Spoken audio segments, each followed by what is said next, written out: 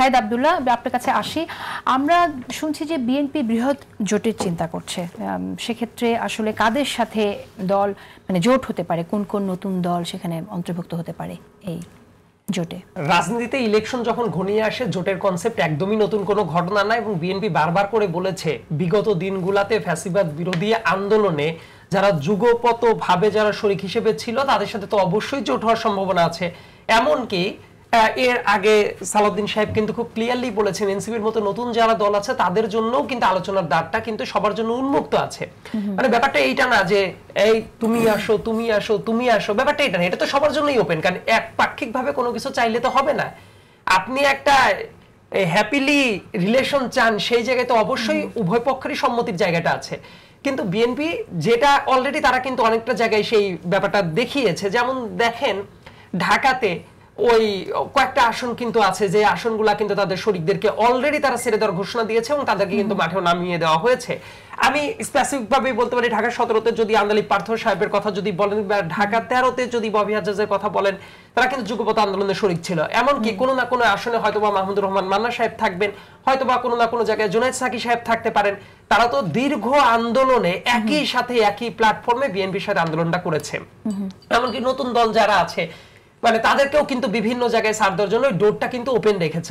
এনসিপির সাথে কোনো জোট হচ্ছে বা গণ অধিকার পরিষদের সাথে আমরা আগে জোটের কথা শুনেছি, এবি পার্টি তাদের সাথে গণ অধিকার পরিষদের সাথে তারাও যেহেতু যুগপৎ আন্দোলনের সাথে সবসময় ছিল, তাদের সাথে একটা আন্ডারস্ট্যান্ডিং আছে। কিন্তু শেষ মুহূর্ত পর্যন্ত কার কার সাথে হবে রাজনীতিতে একেবারে চূড়ান্ত কোনো কিছু হওয়ার আগ পর্যন্ত আমরা যেটা বলবো সেটা জাস্ট স্পেকুলেশন। সামান্তের কাছে জানতে চাইবো আপনাদের পজিশন কি, যদি আপনারা শাপলা প্রতীক না পান তাহলে আপনারা কি করবেন? দেখেন এটার বার্ডেন অফ প্রুফ হচ্ছে ইলেকশন কমিশনের কাছে। ইলেকশন কমিশন কোনো ধরনের আইনি সাংবিধানিক ব্যাখ্যা দিতে পারে নাই, এটা দায় তাদের। তারা, আমি আপনাকে দায়িত্ব নিয়ে বলছি, আইনি এবং সাংবিধানিক ব্যাখ্যা পাওয়া মাত্রই আমরা অন্য প্রতীকের দিকে মুভ করব। ওকে, ব্যাখ্যা পাওয়ার আগ পর্যন্ত মুভ আমরা অনড় থাকবো। কিন্তু এমনিতে ভেবেছেন যে অন্য কোনো প্রতীক হলে কি ধরনের প্রতীকে যেতে পারে? সুযোগ আসেনি। আমরা আশা করি যে তারা যদি সাংবিধানিক ব্যাখ্যা দিতে পারেন ওই সময়টুকুতে আমরা নতুন প্রতীকও চিন্তা করতে পারবো। আবারও আসবো আপনার কাছে। অপূর্ব জাহাঙ্গীর, আপনি শুনলেন সামান্তা শারমিন বললেন ইসি কে ফ্যাসিস্ট ইসি বললেন। ইসি তো আর মানে আকাশ থেকে টুপ করে এসে কাজ করবে না, ইসির সাথে আপনাদের পরামর্শ থাকবে, সেভাবেই কাজ করবে ইসি নিশ্চয়ই। আবার পাশাপাশি আমরা দেখলাম যে জামায়াতের নেতা নায়েবে আমির সৈয়দ আব্দুল্লাহ মোহাম্মদ তাহের তিনি বলেছেন প্রধান উপদেষ্টাকে যে নির্বাচন যদি সুষ্ঠু না হয়, ত্রয়োদশ সংসদ নির্বাচন, তাহলে সেটা যেন বাতিল করা হয়, এরকম ঘোষণা চাইছেন। এখনও নির্বাচনের সংশয় যায়নি, নির্বাচন অনুষ্ঠান একেবারে তফসিল ঘোষণা হয়নি, কিন্তু এখনই নির্বাচন বাতিলের, সুষ্ঠু না হলে বাতিলের ঘোষণা চাইছেন। ব্যাপারটা খুবই একেবারেই স্বাভাবিক না। তো আপনারা তো একটা ঐতিহাসিক নির্বাচন দিতে চাইছেন, তো এত অভিযোগের মধ্যে আগেই এত নেগেটিভ একটা ভাইবের মধ্যে কিভাবে সেটা সম্ভব হবে? দেখেন, নেগেটিভ ভাইব যদি মানে থাকতোই তাহলে জামাত ইসলামী তো তাদের প্রার্থীদের প্রচারণা এভাবে শুরু করতো না, যদি ইলেকশন নিয়ে ডাউট থাকতো। আমি এগেন, আমরা দেখেন election commission is an independent body, সরকার এখানে কোনো রকমের হস্তক্ষেপ করতে পারে না। আমরা 15 বছর ধরে একটা প্র্যাকটিস দেখেছি, কিন্তু law is election commission is an independent body.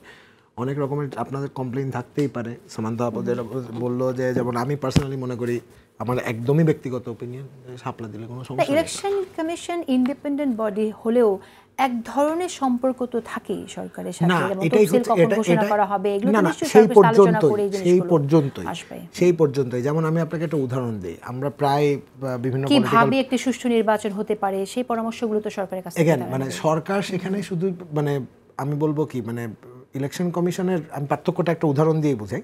Suppose ধরেন যে হচ্ছে বিভিন্ন পলিটিক্যাল পার্টির সাথে থাকে যে হচ্ছে বিউরোক্রেসি কোনো দলীয়, ধরেন সরকার খুব ফেয়ারভাবে একটা রিসাফল করলো, ইলেকশন কমিশন কিন্তু চাইলে এটা বদলে দিতে পারে। যখন তফসিল ঘোষণা হবে তখন পুরো জিনিসটাই কিন্তু ইলেকশন কমিশনের উপর। আমার কথা হচ্ছে যে এখানে সামান্তা যেটা বলতেছে, হ্যাঁ ওনার জায়গা থেকে ওনার যুক্তি আছে।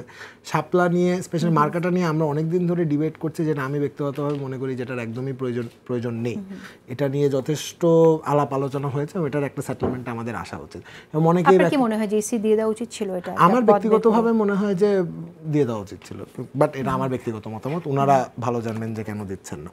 কিন্তু আমার কথা হচ্ছে যে এই পলিটিক্যালি কিন্তু আমাদের এই জিনিসটা হ্যান্ডেল করতে হবে যে এই ইলেকশন কমিশনকে দিয়ে আমরা কিভাবে ইলেকশনটা ইয়ে করবো। দেখেন এই ইলেকশনটা যদি মানে খারাপের দিকে যায়, এটা বাংলাদেশের কোনো পলিটিক্যাল পার্টির জন্যই ভালো হবে না, মানে সেটা এনসিপি হোক, বিএনপি হোক, জামাত হোক।